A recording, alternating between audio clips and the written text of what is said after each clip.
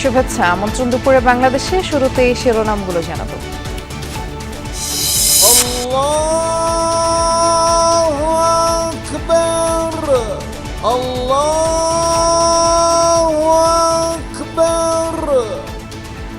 যুদ্ধ পরিস্থিতির মধ্যে সৌদি আরব সহ মধ্যপ্রাচ্যের দেশগুলোতে উদযাপিত হচ্ছে ঈদ উল ফিতর। মক্কার হারাম মসজিদে নববীতে ঈদের নামাজে লাখো মুসল্লির অংশগ্রহণ। ঈদ উদযাপনের শেষ মুহূর্তেও বাড়ির পথ ধরেছেন অনেকে। নির্ধারিত ভাড়াতেই সদরঘাট থেকে ছেড়েছে লঞ্চ। অনেকটা ফাঁকা বগি নিয়েই ছুটছে ট্রেন, বাসেও কমেছে চাপ। না, কোনো ঝামেলা নাই, সুন্দরভাবে যাচ্ছি। টিকিট পাইছি, গাড়িও সিরিয়ালে আছে। জনসংখ্যা কম, এখন মনে করেন অত লোক নাই, ভিড় কম। আমি দাদু বাড়ি যাচ্ছি, আমার অনেক ভালো লাগছে। ভোগান্তি হলো, পরিবারের সাথে ঈদ করার আনন্দটাই আলাদা। ঈদের পর তীব্র হতে পারে বিদ্যুৎ জ্বালানি সংকট, আশঙ্কা বিশেষজ্ঞদের। মূল্য সমন্বয়ের পাশাপাশি সংকট সামলাতে এখনই করণীয় ঠিক করার তাগিদ। নিঃসন্দেহে ঈদের পরে হয়তো একটা সিদ্ধান্ত নিতে হতে পারে যে আমাদের তেলের দাম বাড়াতে হবে। সরকারকে, কেন্দ্রীয় ব্যাংকে এখন থেকেই খুব ঠান্ডা মাথায় সমন্বয় করতে হবে। ঈদের আগে লাগাম ছাড়া গরু আর খাসির মাংসের দাম ছেড়ে কথা বলছে না মুরগিও। হঠাৎ কদর বেড়েছে বিলাসী মাছের। বেশি এমন আবার ঈদের জন্য আরো 20-50 টাকা বাইরে গেছে কেজিতে। ছাগলের গুছি 1200 টাকা কিনে পড়ে, খাসি 1300 রুপিয়ে কিনে পড়ে। হরমুজে ইরানি নৌযান লক্ষ্য করে যুক্তরাষ্ট্রের হামলা। ইসরায়েলের হাইফা তেল শোধনাগারে পাল্টা মিসাইল তেহরানের। মধ্যপ্রাচ্যের কয়েক দেশও আঘাত এনেছে ড্রোন।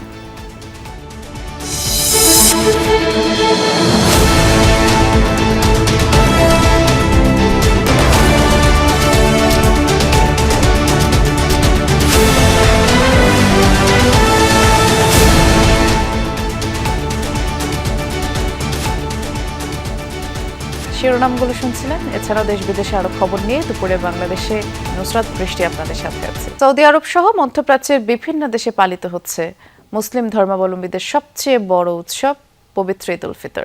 স্থানীয় সময় ভোরবেলা থেকেই মক্কা মদিনায় শুরু হয় ঈদ উল ফিতরের নামাজের নানা আনুষ্ঠানিকতা। হারাম শরীফে জামাত অনুষ্ঠিত হয় সকাল 6:39।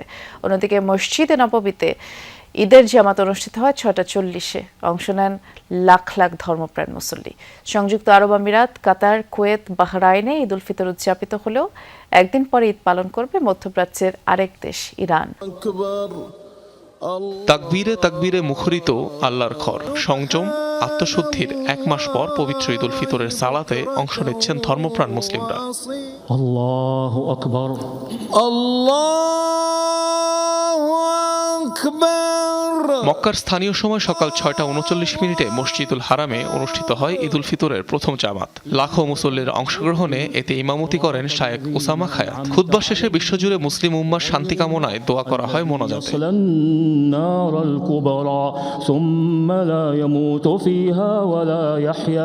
মদিনার মসজিদে নববীতে ঈদ সালাত অনুষ্ঠিত হয় 6:40। এতে ইমামতি করেন শায়েখ সালাহ আল বুদাইর। অংশ নেন লক্ষাধিক মুসল্লি।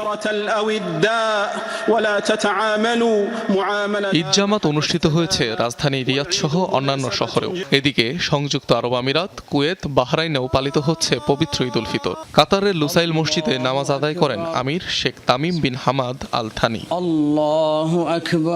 ইসরায়েলি হামলার মাঝে বৈরুতে খোলা আকাশের নিচে ঈদ উল ফিতরের সালাত আদায় করেন লেবাননের মুসলিমরা। মসজিদে স্থান সংকুলন না হওয়ায় তৈরি হয় এই পরিস্থিতি। বুধবার কোথাও চাঁদ দেখা না যাওয়ায় এবার 30টি রোজাই পালন করেছেন দেশগুলোর মুসলিমরা। তবে শনিবার ঈদ পালন করবে মধ্যপ্রাচ্যের আরেক দেশ ইরান। যুদ্ধবিধ্বস্ত গাজাতেও আজ উদযাপিত হচ্ছে ঈদ উল ফিতর। ইসরায়েলের বিধিনিষেধ থাকায় ঈদ সালাত আদায় হচ্ছে না পবিত্র আল আকসা মসজিদে। এদিকে বাংলাদেশ, ভারত, পাকিস্তান, ইন্দোনেশিয়া সহ বিশ্বের অন্যান্য দেশে ঈদ উল ফিতর উদযাপিত হবে শনিবার। অনিক রহমান, যমুনা নিউজ। ঈদের ছুটিতে শেষ সময়ে একদম নির্বিঘ্নে রাজধানী ছাড়ছেন ঘরমুখ মানুষ। পরিবার, প্রিয়জনের সাথে ঈদ উদযাপনে রেল, সড়ক, নৌপথে আজও মানুষের সমাগম দেখা গেছে। তবে তা যে গত কদিনের মতো উপচে পড়া ভিড় সেটি আর ছিল না। একই অবস্থা সড়ক পথেও। বাসের সহজলভ্যতার পাশাপাশি মহাসড়কে যানজটের ভোগান্তি কমেছে। সব মিলিয়ে শেষ দিনে স্বস্তির যাত্রায় খুশি সবাই। যানজটমুক্ত আর তুলনামূলক নিরাপদ বাহন হিসেবে দক্ষিণাঞ্চলের মানুষের ঘরে ফেরার বড় মাধ্যম লঞ্চ। তাই তো ঈদ যাত্রার শেষ দিনেও প্রিয়জনের কাছে ছুটে যেতে ভোর থেকেই মানুষের সরব উপস্থিতি সদরঘাট লঞ্চ টার্মিনালে। অনেক ভালো লাগছে যে সবার সাথে ঈদ করতে যাচ্ছি। ঈদ করতে যাচ্ছি, ঈদে অনেকদিন পর যাইতেছি, বাবা মার কাছে আর আবার শাশুড়ি নানন সবার কাছে যাইতেছি বেড়াইতে, ভালো লাগছে। দক্ষিণ ও দক্ষিণ পূর্বাঞ্চলের 37টি রুটে সকাল 8টার পর থেকেই যাত্রী নিয়ে ছেড়ে যায় লঞ্চগুলো। বাড়তি ভাড়া নিয়ে নেই অভিযোগ অনুযোগ। অনাকাঙ্ক্ষিত দুর্ঘটনা এড়াতে তৎপর আইনশৃঙ্খলা রক্ষাকারী বাহিনীর সদস্যরা। রাস্তা থেকে শুরু করে সম্পূর্ণ ক্লিয়ার ছিল, আসতে কোনো জ্যামজাট পোহাতে হয় নাই এবং লঞ্চের যে ডিসিপ্লিনটা আলহামদুলিল্লাহ মানে অনেক অনেক বেটার। পরিবারের সাথে ঈদ করার আনন্দটাই আলাদা, তাই শত ভোগান্তি পেরিয়ে পরিবারের সাথে একসাথে ঈদ করতে যাব, এটা অনেক আনন্দের বিষয়। ঈদ যাত্রার সবচেয়ে জনপ্রিয় মাধ্যম ট্রেন। জীবনের ঝুঁকি নিয়ে যেখানে চড়ে ঈদে প্রিয়জনের কাছে যায় মানুষ। তবে গেল কদিনের চিরচেনা সেই দৃশ্য অনুপস্থিত শেষ দিনের ঈদ যাত্রায়। নেই হাঁকডাক, নেই টিকিট না পাওয়া বা পেয়েও ট্রেনে চড়তে না পারার ক্ষোভ আক্ষেপ। 30 রমজানের টিকিট অগ্রিম না দেয়ায় শুক্রবার যারা ঢাকা ছেড়েছেন তারা ঝামেলা ছাড়াই টিকিট নিয়েছেন বৃহস্পতিবার। স্বাচ্ছন্দ্যবোধে আর কি, লোক সংখ্যা কম, জনসংখ্যা কম, এখন মনে করেন অত লোক নাই, ভিড় কম। গ্রামে যাওয়ার কথা ছিল আর কি 19 তারিখে বা 18 তারিখে, বাট তখন আর কি ওয়েবসাইটে দেওয়া ছিল যে নাকি 20 তারিখে যদি যাই তাহলে আর কি আপনার কালকে রাতেই দেয়া দিবে আর কি। আমার গতকাল যাওয়ার মতো অবস্থা ছিল না, আমার পেশেন্ট আছে ঢাকাতে।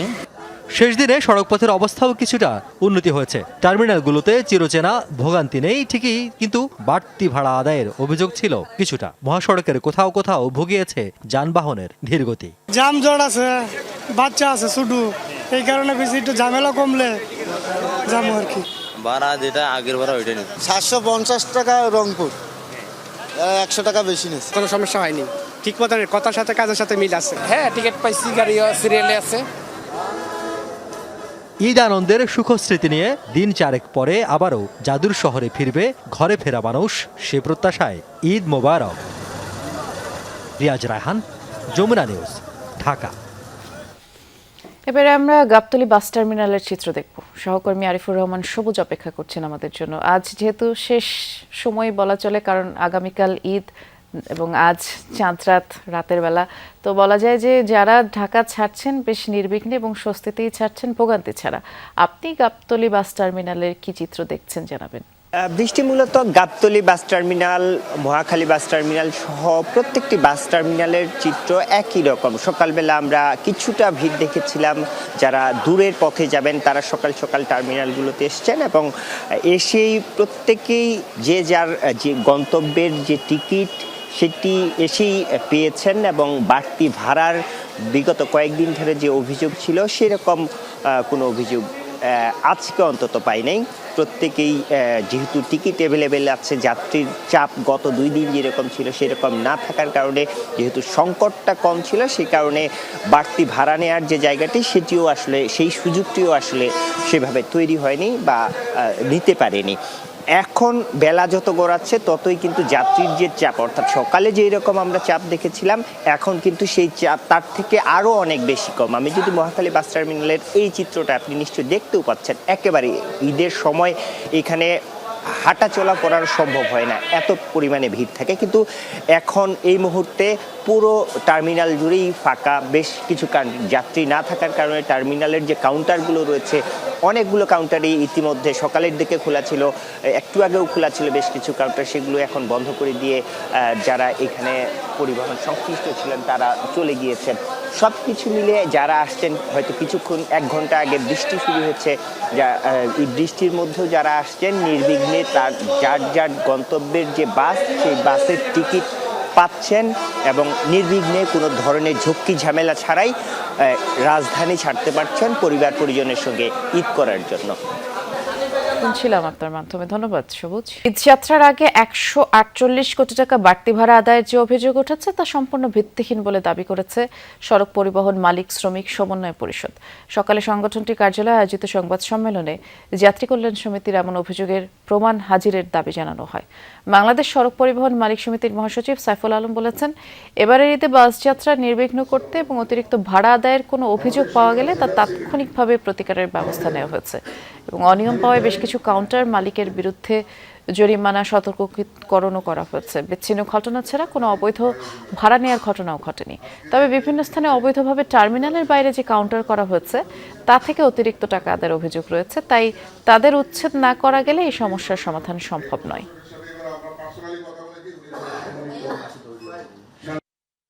এর কোনোটাই আমি বলবো যে সঠিক নয়। কতটা বেশি ভাড়া নেওয়া হয়েছে বা আদায় করা হয়েছে এটা তথ্যভিত্তিক প্রমাণের বিষয়। আমাদের জানা মতে বিচ্ছিন্ন ঘটনা ছাড়া কোনো এরকম স্বীকৃত পন্থা নেই যে অবৈধ ভাড়া আদায় করার সুযোগ আছে, আমরা সেটাকে পরিমাণ করব। এটাকে আমরা বলবো জিরো। যদি হয়ে থাকে কারোর থেকে 100 টাকা, এটাই অবৈধ, আমরা তার বিরুদ্ধে ব্যবস্থা নিয়েছি।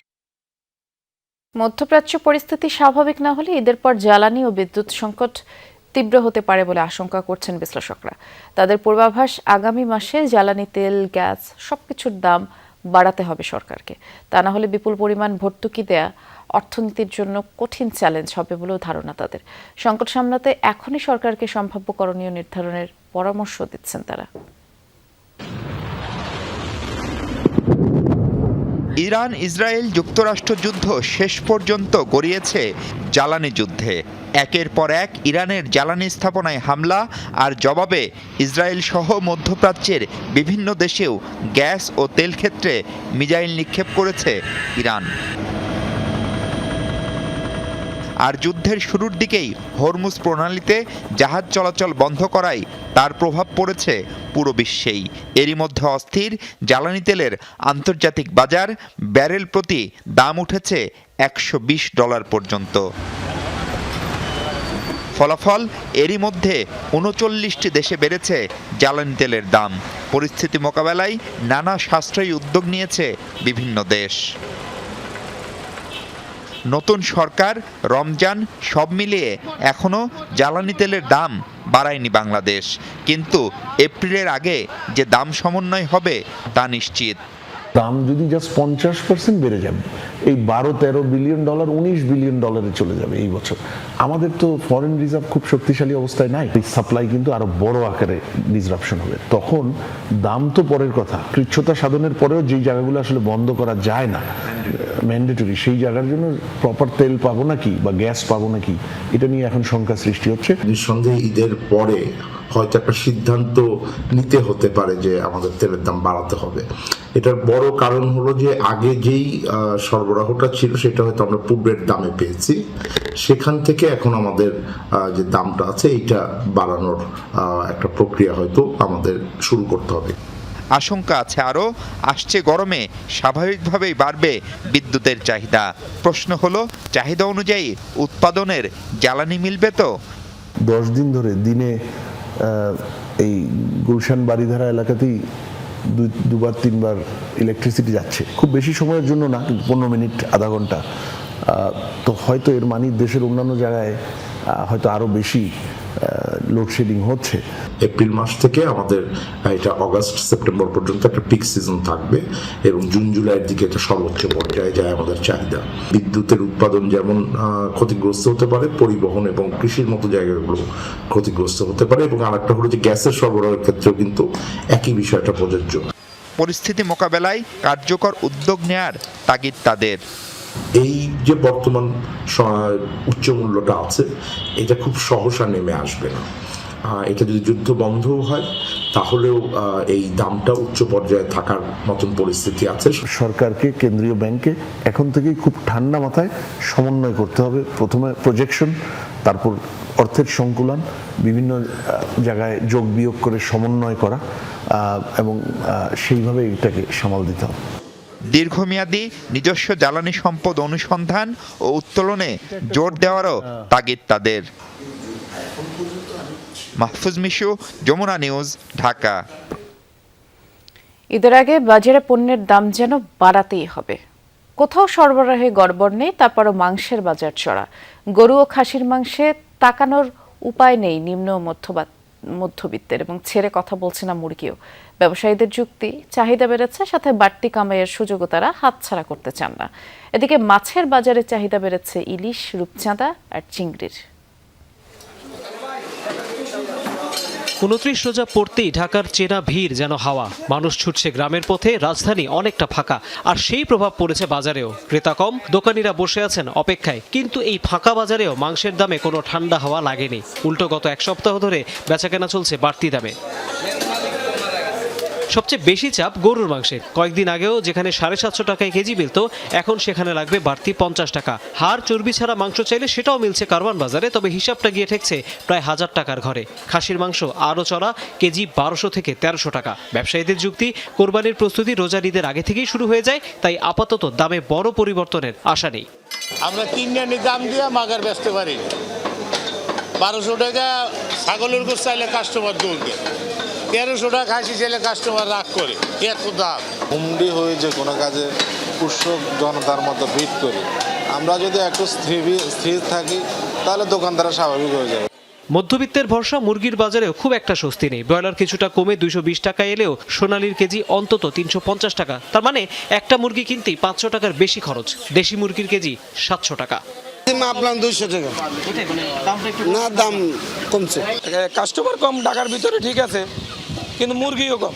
আপনার যারা খামার লাগাইছে এরা কিন্তু খামারে হাত দিতেছে না। এরা মনে করেন দেখতেছে তো এখন ঢাকা শহর খালি হয়ে গেছে, তখন আর মুরগির গাড়ি করতেছে না। ঈদের আগে ছুটি নিয়েছেন অনেক মাছ ব্যবসায়ী, বেশ কিছু দোকান বন্ধ।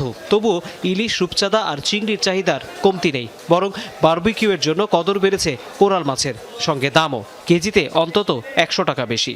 চাহিদা হলো কোরাল মাছ, বারবিকিউ খাইব বলে কোরাল মাছের চাহিদাটা সবচেয়ে বেশি।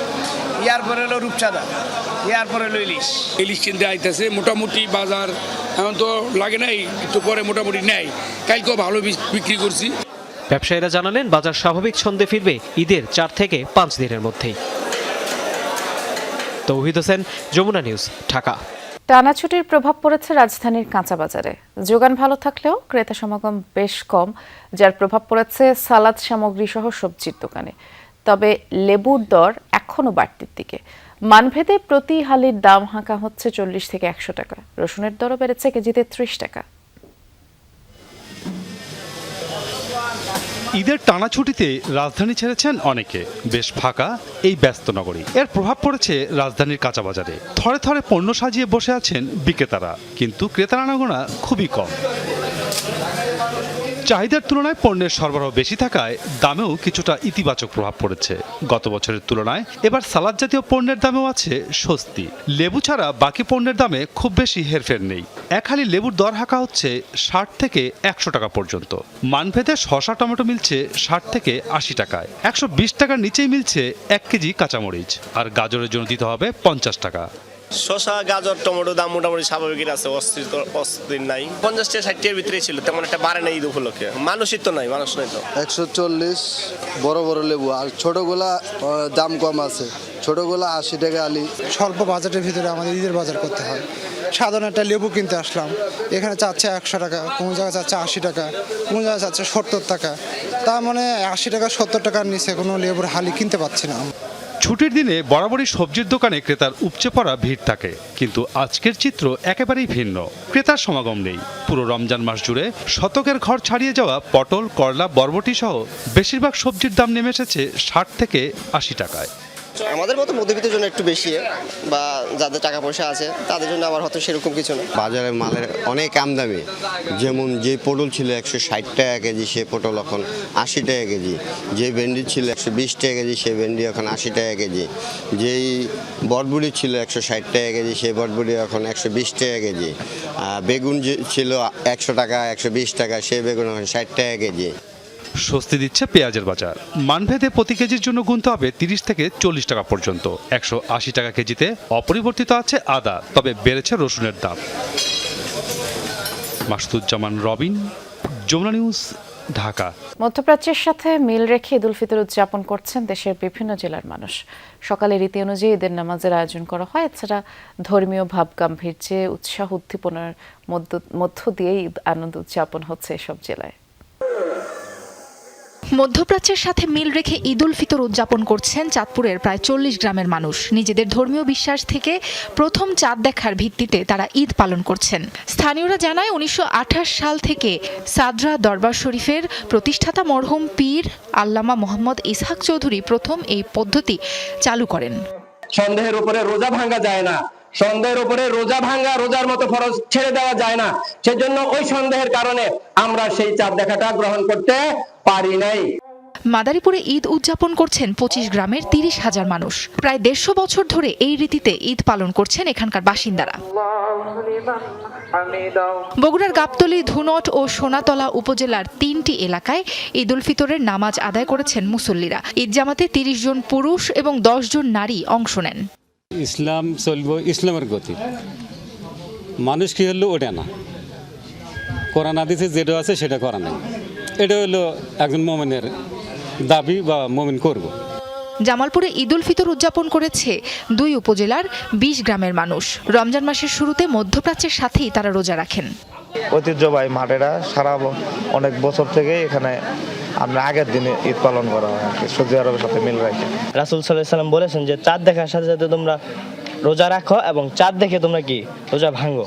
সাতক্ষীরা সদর উপজেলার বাউখোলা পূর্বপাড়া জামে মসজিদে ঈদ জামাত অনুষ্ঠিত হয়। অংশ নেন তালা, কলারোয়া, সাতক্ষীরা সদর সহ জেলার বিভিন্ন এলাকার মুসল্লিরা।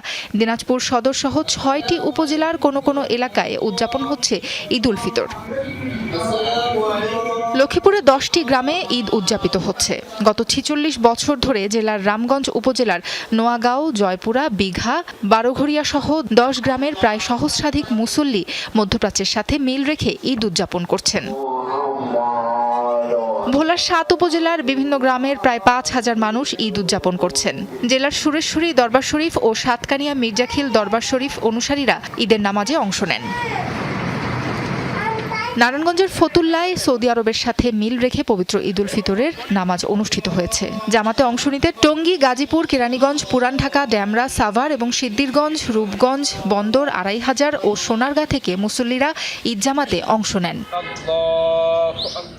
ঢাকার ধামরাইয়ে সৌদি আরবের সাথে মিল রেখে পবিত্র ঈদ উল ফিতরের নামাজ অনুষ্ঠিত হয়েছে। বরগুনার অর্ধশত গ্রামের অন্তত 20,000 মানুষ ঈদ উল ফিতর উদযাপন করেছেন। সাবরিনা লিজা, যমুনা নিউজ। বিশ্বের বিভিন্ন দেশে পবিত্র ঈদ উল ফিতর উদযাপন করছেন প্রবাসী বাংলাদেশিরা। যুদ্ধ পরিস্থিতির কারণে উদ্বেগ উৎকণ্ঠা থাকলেও যথাযথ ভাবগাম্ভীর্যের মধ্য দিয়েই উদযাপনের নানা আয়োজনে অংশ নিচ্ছেন তারা। কাতার, কুয়েত সহ কয়েকটি দেশে হামলার সংখ্যায় এবার খোলা মাঠে জামাত বাতিল হয়, প্রবাসীদের নামাজ আদায় করতে হচ্ছে মসজিদেই। এদিকে কেউ কেউ যুদ্ধের কারণে ফ্লাইট জটিলতায় দেশে পরিবারের কাছে ফিরতে না পেরে হতাশ। ভৌগোলিক কারণে শুক্রবার ঈদ উদযাপিত হচ্ছে মধ্যপ্রাচ্য সহ বিশ্বের বিভিন্ন দেশে। জীবিকার তাগিদে এসব দেশে ছড়িয়ে ছিটিয়ে থাকা প্রবাসী বাংলাদেশিরাও উদযাপন করছেন মুসলিমদের সবচেয়ে বড় এই ধর্মীয় উৎসব। পবিত্র নগরী মক্কা মদিনা ছাড়াও সৌদি আরবের রাজধানী রিয়াদ সহ অন্যান্য শহরেও ঈদ জামাতে অংশ নিয়েছেন প্রবাসী বাংলাদেশিরা। পরিবার ছাড়া ঈদ কাটানোয় আক্ষেপ থাকলেও কমতি নেই উদযাপনে। আমরা আলহামদুলিল্লাহ এখন ঈদের নামাজ পড়ে আসলাম, এখন আমরা সবাই ঘুরতে যাবো। আর মিস করতেছি পরিবারকে, পরিবেশে থাকতে পারলে ভালো হইতো। আপনাদের সকলকে সৌদি আরবের পবিত্র ভূমি থেকে জানাচ্ছি পবিত্র ঈদ উল ফিতরের মোবারকবাদ, ঈদ মোবারক। যথাযথ ভাবগাম্ভীর্যের মধ্য দিয়ে ঈদ উদযাপন করছে মধ্যপ্রাচ্যের অন্যান্য দেশের প্রবাসী বাংলাদেশিরাও। যুদ্ধের জেরে কাতার, কুয়েত, ওমান, বাহরাইন সহ উপসাগরীয় দেশগুলোতে এবার খোলা স্থানে ঈদ জামাতে বিধিনিষেধ আরোপ করা হয়েছে। আর তাই মসজিদেই নামাজ আদায় করছেন প্রবাসীরা। নামাজ শেষে করছেন সৌহার্দ্য বিনিময়। কাতার সরকারের আইন মেনে চলার জন্য আমাদের কাছে মসজিদের ভিতর মাত্র আমাদেরকে সময় দেওয়া হচ্ছে 15 মিনিট। 15 মিনিট সময়ের মধ্যে আমাদের সকলের সুবিধার্থে আমরা মসজিদের ভিতরে নামাজ আদায় করেছি। কাতারের যে পরিস্থিতি, কিছু বাধ্যবাধকতা রয়েছে, যেহেতু কাতারের আইন কানুন মেনেই আজকের ঈদের জামাত অনুষ্ঠিত হয়েছে। আমরা যারা নামাজ আদায় করেছি সবাই মসজিদের ভিতরে। যুদ্ধ পরিস্থিতির কারণে ফ্লাইট বাতিল হওয়ায় ইচ্ছে থাকা সত্ত্বেও ঈদে দেশে আসতে না পেরে হতাশ প্রবাসীদের কেউ কেউ। বহুদিন যাবৎ আমাদের ফ্লাইট বন্ধ, অনেক মানুষই আমরা দেশে যাইতে পারি না। ঈদ মানে তো আনন্দ পরিবার পরিজন নিয়ে, কিন্তু বিমান বন্ধ থাকার কারণে আমরা দেশে যাইতে পারতেছি না। মনের অবস্থা ততটা ভালো না। যুক্তরাষ্ট্র প্রবাসী বাংলাদেশিরাও ঈদ উদযাপন করবেন স্থানীয় সময় শুক্রবার। একই দিন উৎসবে মাতবেন ইউরোপের বিভিন্ন দেশে বসবাসরত বাংলাদেশিরাও। মোস্তফা মাহমুদ, যমুনা নিউজ। আজ পবিত্র রমজানের শেষ শুক্রবার এবং রমজান মাসেরও আজ শেষ দিন এবং দিনটি জুমাদুল বিদা নামে পরিচিত। জুমাদুল বিদার মধ্য দিয়ে মাহে রমজানকে এক বছরের জন্য বিদায় সম্ভাষণ জানানো হয় এবং এই মুহূর্তে আমরা সরাসরি যাচ্ছি এই জুমাতুল বিদা যে নামাজ অনুষ্ঠিত হচ্ছে, আমরা সরাসরি সেটি দেখাবার চেষ্টা করব আপনাদের। والله بصير بالعباد الله أكبر الله أكبر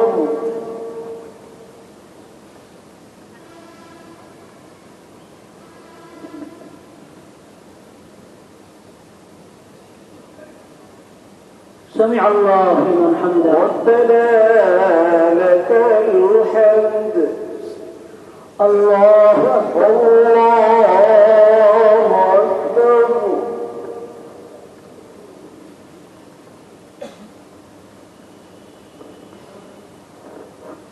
الله أكبر الله أكبر الله أكبر الله أكبر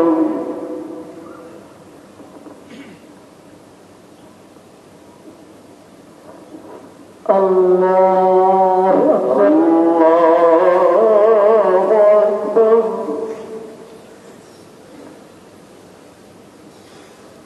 الحمد لله رب العالمين الرحمن الرحيم مالك يوم الدين إياك نعبد وإياك نستعين اهدنا الصراط المستقيم صراط الذين أنعمت عليهم غير المغضوب عليهم ولا الضالين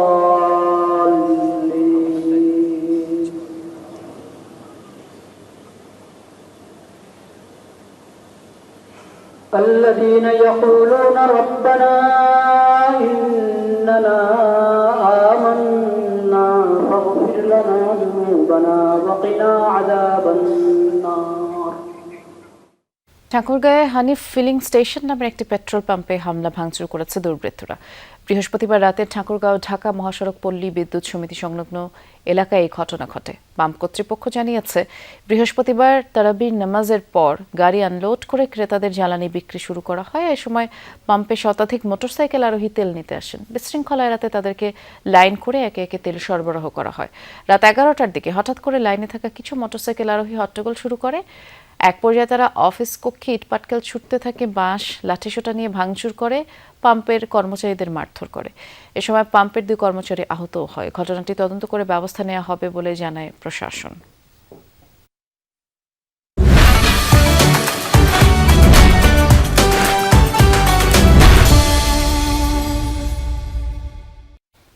দিন ফুরালি পবিত্র ঈদ উল ফিতর শেষ মুহূর্তে, তাই কেনাকাটার ধুম শপিং মলগুলোতে। ভিড় এড়াতে কেউ শপিং শুরু করেছেন এখন, কেউ আবার তালিকার তলানিতে রয়ে যাওয়া কোনো প্রসাধনী কিনে নিচ্ছেন ঝটপট। ভিড় না থাকায় শেষ কেনাকাটায় স্বস্তিও মিলছে। বছর ঘুরে আবারও দোরগোড়ায় ঈদ। এই ঈদের খুশি মানেই নতুন পোশাক আর প্রিয়জনদের সঙ্গে অনেকটা সময় কাটানো। তাই শেষ মুহূর্তে প্রিয় মানুষগুলোর জন্য কেনাকাটায় ব্যস্ত বহু মানুষ। ভিড়ের ভোগান্তি এড়াতে অনেকেই ঈদের মূল কেনাকাটা করছেন এখন। অনেকে আবার শেষ মুহূর্তে তালিকা থেকে বাদ পড়া কোনো প্রসাধনী কিনতে ব্যস্ত। মাশাআল্লাহ, কেনাকাটা শেষ, এখন তো আসছি জাস্ট 2-1টা ছাড়া পড়ছে এটা কেনার জন্য। আজকে বাচ্চাদের এতদিন সবার জন্য পারি না, ফ্রি হয়েছে আসছি, দেখি যাক কি কেনা যায়, সবার জন্য কিনবো। পাশ থেকে অনেক কিছু হয়ে গিয়েছে, এখন লাস্ট মিনিট শপিং হচ্ছে আর কি। পোশাকের সঙ্গে মিল রেখে জুতা কিংবা জুতসই ব্যাগ কিনতেও শপিং মলে ক্রেতাদের ভিড়। কেউ আবার পরিবারের ছোট সদস্যদের জন্য কিনছেন তার পছন্দের পোশাক বা প্রসাধনী। তবে বয়স যাই হোক, সবারই পছন্দ আরামদায়ক আর রুচিশীল সামগ্রী। প্ল্যানই ছিল লাস্ট মোমেন্টে আসবো, একটু ভিড়টা যাতে অ্যাভয়েড করা যায়। খুব ব্যস্ত ছিলাম, ঈদের শপিং করা হয়নি, তো আজকে আসলাম। ভ্যারাইটি অ্যাকচুয়ালি অনেক, মানে হচ্ছে কি যে আমি অনেকগুলো সব ঘুরে পছন্দের মতো কিছু না কিছু পাবোই। আজকে আসছি প্রথম, বাচ্চার জন্য কেনাকাটা করতে আসছি। শেষ সময়ের কেনাকাটায় ভোগান্তিহীন ক্রেতারা, তাই স্বস্তি আর আনন্দে চলছে কেনাকাটার ধুম। সুমাইয়া ঐশী, যমুনা নিউজ, ঢাকা। প্রয়াত হিজবুল্লাহ প্রধান হাসান নাসরাল্লাহর নাম অনুসারে তৈরিকৃত নতুন ক্ষেপণাস্ত্র দিয়ে ইসরায়েলে হামলা চালিয়েছে ইরান, যা আঘাত এনেছে বন্দরনগরী হাইফার তেল পরিশোধনাগারে। বিষয়টি জানিয়েছে রেভলিউশনারি গার্ড IRGC। দাবি, নতুন উৎক্ষেপিত মিসাইলটি মাল্টি ওয়ারহেড যুক্ত, যা ভারী বিস্ফোরক বহনে সক্ষম। বৃহস্পতিবার যুদ্ধ শুরুর পর 66 দফায় ইসরায়েলের হাইফা, আশদোদে জ্বালানি স্থাপনা টার্গেট করে ক্ষেপণাস্ত্রগুলো ছড়ে IRGC অন্তত একটি মিসাইল আঘাত হানে হাইফার তেল শোধনাগারে। আর সিসিটিভি ফুটেজে সেই হামলার মুহূর্ত ধরা পড়ে। ব্যাহত হয় প্ল্যান্টটির সাময়িক কার্যক্রম। এছাড়াও তেল আবিব, জেরুজালেম সহ উত্তর দক্ষিণ ইসরায়েলে হামলা চালায় ইরান। এদিকে শুক্রবার ভোররাতে তেহরানে 4 থেকে 5 দফায় বিমান হামলা চালিয়েছে IDF। বেশ কয়েকটি বিস্ফোরণের শব্দ শোনা গেছে। হরমুজ প্রণালীতে IRGCর একাধিক নৌযানে হামলা চালিয়েছে যুক্তরাষ্ট্র। ঈদের দিনেও মধ্যপ্রাচ্য জুড়ে অভিযান চালিয়ে যাচ্ছে ইরান। হামলায় ভয়াবহ অগ্নিকাণ্ডের শিকার হয়েছে কুয়েতের মিনা আল আহমাদি তেল শোধনাগার। শুক্রবার ভোরে ড্রোন হামলার পর আগুন ধরে যায় স্থাপনাটির বেশ কয়েকটি ইউনিটে। এছাড়া বন্ধ করে দেওয়া হয় অনেকগুলো ইউনিট, তবে হতাহতের কোনো খবর পাওয়া যায়নি। সংযুক্ত আরব আমিরাতেও একের পর এক মিসাইল ছোড়া হচ্ছে। দেশটির স্বরাষ্ট্র মন্ত্রণালয় জানিয়েছে, বর্তমানে ক্ষেপণাস্ত্র মোকাবেলায় কাজ করছে তাদের আকাশ প্রতিরক্ষা ব্যবস্থা। অন্যদিকে সৌদি প্রশাসন জানিয়েছে, সৌদি আরবের পূর্বাঞ্চলে ক্রমাগত ড্রোন ভূপাতিত করে যাচ্ছে তাদের প্রতিরক্ষা বাহিনী। হামলার কথা জানিয়েছে জর্ডানও।